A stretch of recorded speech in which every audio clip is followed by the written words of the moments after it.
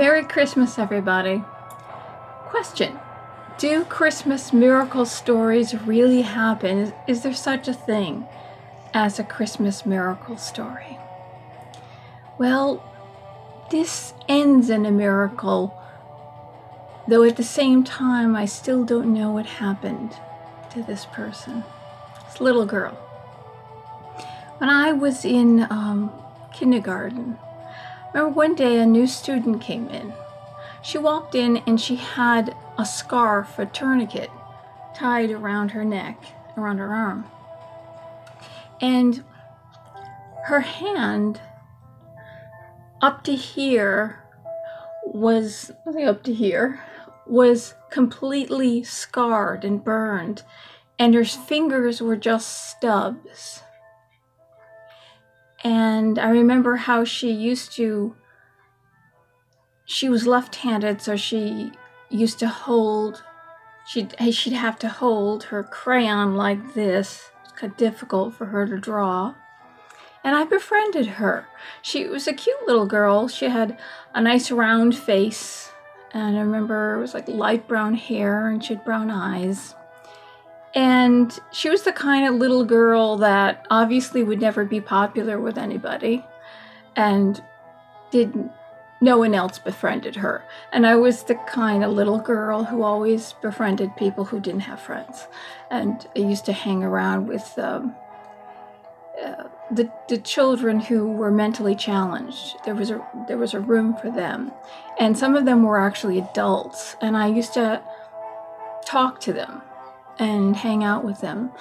And there was another girl with an anxiety disorder, a really bad one. And I would just spend my whole recess talking to her, because she would go back and forth in between the two buildings, walking back and forth. And she was all nervous, and I would just sit there and I'd talk to her, and I was all calm, and nobody else could deal with her. Nobody else was friends with her. But that's how I spent my childhood. I befriended the people who didn't have friends. So I got to know a lot of personalities and a lot of human suffering as a very young child. Well, anyway, on to the story. I won't tell you her name just to keep her confidentiality. And I don't know if she's still alive. And so I invited her to my birthday party, amongst doing things, playing with her after school, going to her house. I remember she lived in the very poor section of town. She lived in an apartment. Remember, after school, she went up the stairs to her apartment, and I went with her. And her mother was sitting at the kitchen table, and she's smoking cigarettes with a bunch of other women. And she asked her mother, could I have some money? I want to go to the store to get some candy. And there was a little store that still sold penny candy. You could get these little candies that only cost like a few cents. And the mother took a bunch of pennies and threw it at both of us, because we were on the stairs, and just threw it at us, and the pennies were bouncing all over the stairs. And I remember the poor little, I won't say her name, she's grabbing at the pennies, I'm grabbing at them, and I thought to myself, how horrible. And I saw just how impoverished she was. I've never had clean clothes on, and never had a clean face. She was always dirty. She never, the mother never bothered to send her to school clean. And I thought to myself, the mother is going to let this little kindergartner, and for some reason I knew I was like a mother to children. I always felt like I was very motherly, and I just always felt like I needed to take care of these children. And I thought, your mother shouldn't let you roam around town. You're in kindergarten. There's something wrong with this, other than throwing pennies at her. The way she just threw the money at her. So we went to the store and got some penny candy. She didn't seem to be bothered by it. I guess she was used to it. So I invited her to my birthday party. I didn't expect a gift or of any kind from her, but there was this nice size box, and before I opened it, I remember going into, we had a store in town that sold a lot of things that was very inexpensive, just very good prices, and you could find everything in there. And they had a toy section, and they had some dolls, and I remember seeing the dolls, and I thought they looked awfully nice. Well, I opened this box. It looked like a rather big box, bigger than the other gifts that the other children gave me. And I opened it, and there it was. It was a doll from this particular store, and she had light brown hair, just like she did, my friend, and her face was round. And I looked at the face, and I said, my God, this looks just like her, except she was wearing a white dress with ruffles, white ruffles, and a little pink bow right here. And I thought to myself, the first thing I thought to myself was, and her hands were like this. Both hands were like this, which is like it's a strange little, you know who does this. You see pictures of there's an infant that does this particular hand gesture, right? So I looked at the doll, and here I am in kindergarten, and I said to myself, my God, she's so poor. Why did the mother buy me? I don't know how much it cost, and I know the store wasn't the most expensive store in town. It was rather one of those lower end, but it was, to me, it was a nice doll that opened and closed its eyes, and you turned it back and closed its eyes. You brought it forward, it opened its eyes. I said, this is just such a nice gift, and why did the mother buy me such a nice gift for her to give away? And I know she's so poor, but she was so happy to give me the gift. She was so happy for me to have that gift that I certainly couldn't give it back to her. It was one of those things that when people give, and sometimes they feel really good giving that gift, right? So we don't give certain things back. Something told me also that I should keep the gift. I just, something said, you're supposed to keep this. Even though I was taken back at such a generous, to me it was a very generous gift. Who knows how much it really cost, but to me it was an awfully generous gift from such a poor little girl. And when we got to first grade, I remember I was still hanging out with her, and the teacher was very angry that I hung out with her because she considered her a troublemaker, and I don't know what trouble she caused. The trouble that she caused was that she talked during nap time. And later on I found out that this teacher was fired because she was crazy. And we all made these out of balloons, put paper mache over balloons, and we were going to turn them into space helmets. And we were going to do this whole thing that we pretended that we're going to be in outer space. And I was making mine, and I hadn't finished it. I hadn't cut out the part for the face, But we'd put some kind of visor in. Probably it was going to be cellophane, something really cheap. But it was nap time, and she whispered something to me during nap time. She asked a question. She just whispered. And I felt obligated to answer her back. I felt that, it's like she asked me a question, and I go, I'm not going to keep my mouth shut, and that would be rude. That would be unkind to her. I was just a little girl. And the teacher got very angry, and we weren't allowed to finish our helmets, our space helmets. We had to just sit there and watch the other kids play because of the little whispering during nap time. So both of us were punished for that and and to this day, I wish I had finished that helmet. It just looks so fun. But I had a crazy teacher. So one day during second grade, all of a sudden she moved away. And I kind of am a little suspicious why she moved away. People might have been getting clued in on, finally, this little girl, second grade. Those are 3 years in school. And why didn't anybody say, why is this little girl's arm burned? Why does she have stubs for fingers?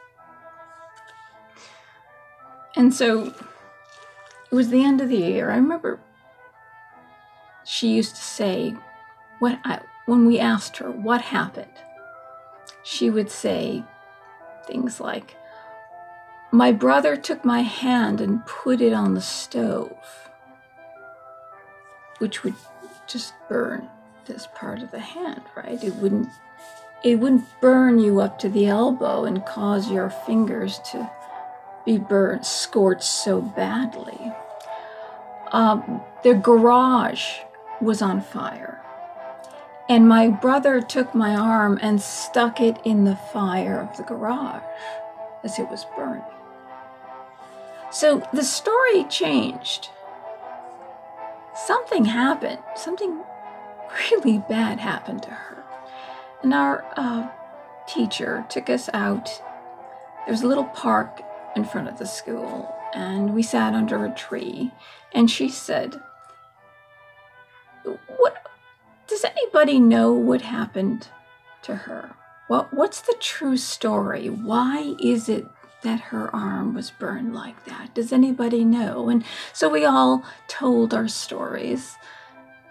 And the teacher thought, she was a very old woman. She said, does anybody think that she was abused? I think she was abused.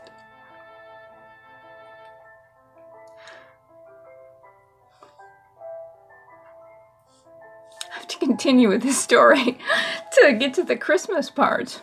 Well, many years later, it was about maybe 12 or 13 or 11. I think I was in middle school at the time. Somebody had donated a new creche to the church, which is a manger, which is the Virgin Mary praying because she's just given birth to the baby Jesus, and Saint Joseph, and the wise men, and the shepherds, and the star. The priest thought that the baby Jesus was so small that when people came up to look at the manger, because people would come to the manger and they would pray on Christmas Eve, he thought that it was just too small to see. And he wondered if anybody had a doll, a baby doll, that he could use as the baby Jesus. And my father said, oh, my daughter has a lot of dolls. Why don't you just come while she's in school and take one of her dolls? And of course, I didn't have a say in this. And so when my mother said that the priest had come and taken one of the dolls, he said he liked what the hands were doing. One of the dolls' hands were doing this. And he said that that's what Jesus does. Little statues of Jesus. And he took that one and he sewed swaddling clothes onto the doll. And I said, I want the doll brought back to me every year. I don't want the doll to be put into the basement of a church because I just wanted it back every year. And I still didn't know what doll he took. And I never knew what happened to that little girl. I didn't know if she was alive or dead. Because if your parents abuse you that badly, God only knows what they are to do next, or if she has a brother that's that abusive. God only knows what would happen next. So on Christmas Eve, after Mass, I went up to the manger. And I saw this little doll wrapped in swaddling clothes. And it was her doll. And I shouldn't be crying. It was her doll. And it was her face. It was the moment I got that doll, I said, that's her face. It looks just like her. See, the priest brings out at midnight, because that's when they say Jesus was born. The priest brings out the baby Jesus. And that's the beginning of Midnight Mass, celebrating the birth of Jesus. And he places the baby in the manger. So after, I still didn't know what doll it was. And then I went to go see, because everybody stops and they say a prayer to the baby Jesus. Not to the doll, but when you look at the creche, the manger scene, you're reminded of the birth of Christ. And so people kneel down and pray to the baby Jesus, and that Jesus is born. And when Jesus came,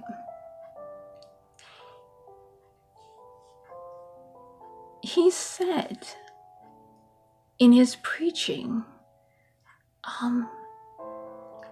when I was sick, you comforted me. When I was naked, you clothed me. When I was in prison, you visited me. You know, Lord, when did we do these things for you? He who does these things to the least of mine, he does it to me. And that Jesus is supposed to have taken on our sorrows and our pain, and the crown of thorns represents mental anguish and the agony in the garden, and the scourging on the back represents the heavy burden that we carry. And when he carried the cross, and how painful that was. Each wound represents the wounds and the pain that we suffer, that he took on in our stead, telling us, I know what this suffering is. I know what your pain is. I know what anguish is. I know what dying is. I know what being spit upon is. I know what being hated is. I know what being an outsider and an outcast is. I know all these things. When I looked at the manger and I saw her face on that doll, the doll that when I opened the box and I looked at that doll, I said it looked just like her. And the little doll's hands were doing this.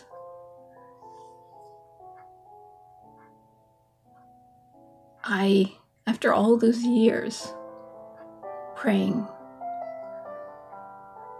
and wondering what happened to her, it was kind of like Jesus saying, I've taken care of her.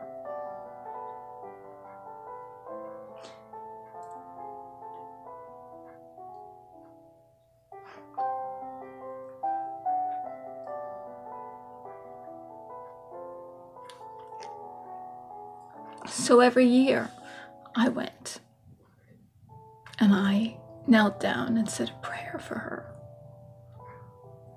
And when I saw other people kneeling and saying a prayer, and I thought to myself, little do they know the story of that little doll in the manger. And that I don't know if she's alive or dead.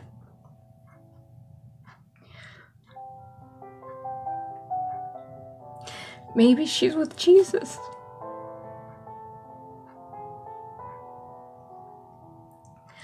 But sadly, the priest who took it, I'll tell you something about this priest for a second.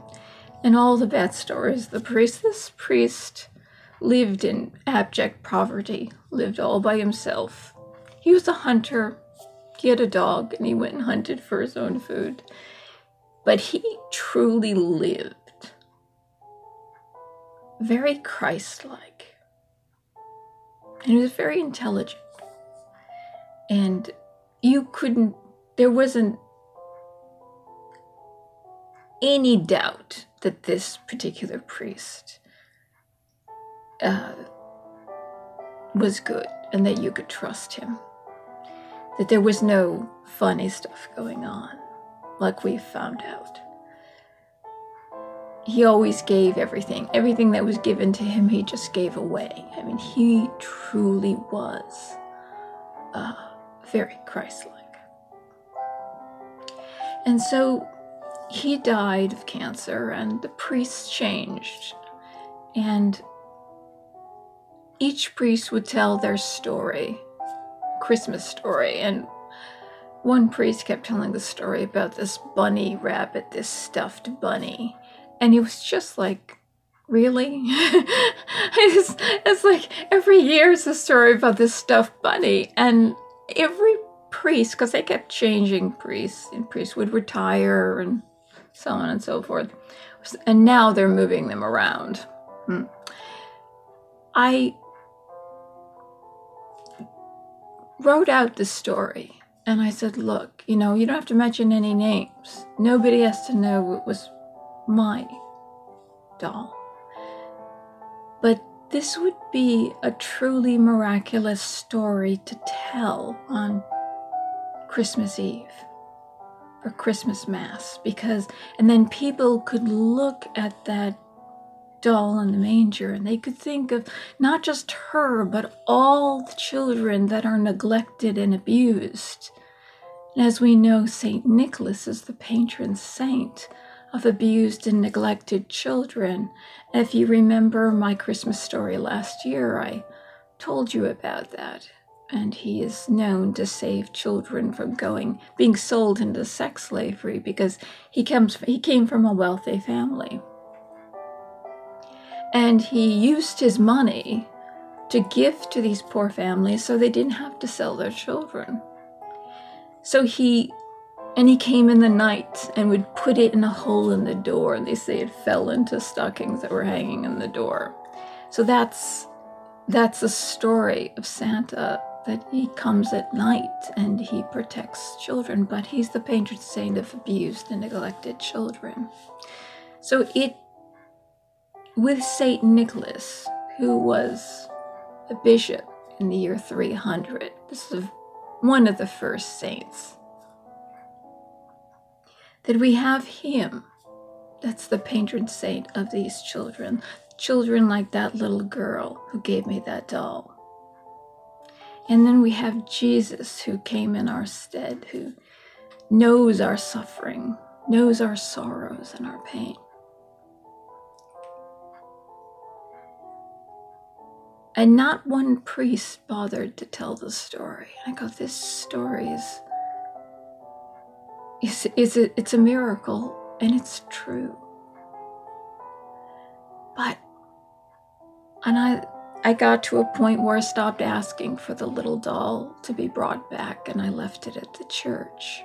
But then they stopped using the doll because the churches merged, because they had to close churches, and they decided to use a different manger scene. So they stopped using that doll. And then one day somebody came in, there was a group of men that were going around robbing churches to get money, looking for money to buy drugs. And that's what the police said, that's what they're doing. They're going around doing that. So they broke into the church and they smashed many things, and things that I'd left at the church, like vases. Sometimes I would do flower arrangements and I left the vases. They pulled everything out of the drawers, everything, and they just smashed it. And so the church just took everything that was in the pile and threw it away. So that doll is gone. She's gone. And I should have asked for it back. I really should have. So I could show that doll to you tonight. And you could have a glimpse of what that little girl looked like. But I thought that was a lovely story to tell you. And it's true. And, you know, whether you believe that Jesus exists or doesn't exist, and if he did these things or not, that's, strangely, that's the way the story goes. That he took on our pain. And that I'd been praying all those years, wondering if she was dead or alive. And there she was.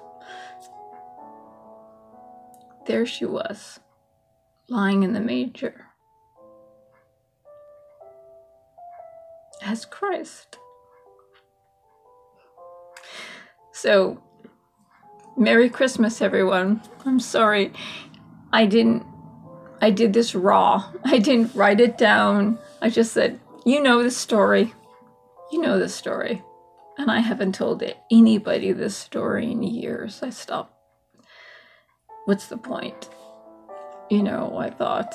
Or I would write it down and maybe it would be a lovely Christmas story. But it's a true story. And I was a little rough at it just because I wanted to do it straight from memory. I didn't want to be all smooth about it and use notes. Look at my notes. I never use notes. And that's maybe the problem in my videos. I should use notes. But I don't. Anyway, Merry Christmas to all of you. Have a blessed Christmas. And it's always good to pray and do good deeds for people who are less fortunate. And remember that little girls, it's not, we have oppressed groups out there. And we're so conscious of all these oppressed groups. But there's a little girl who they should have pounced down right away, that family, and asked why her arm was like that. But they didn't. And you notice how quick we are to make sure certain groups are not oppressed. But here's a little girl that was completely neglected. And so our school system sometimes doesn't, they only think that oppression happens to certain people, certain groups, or certain religions. And they don't realize that it can happen to anyone, and it can be very severe. And it can be more severe than sometimes,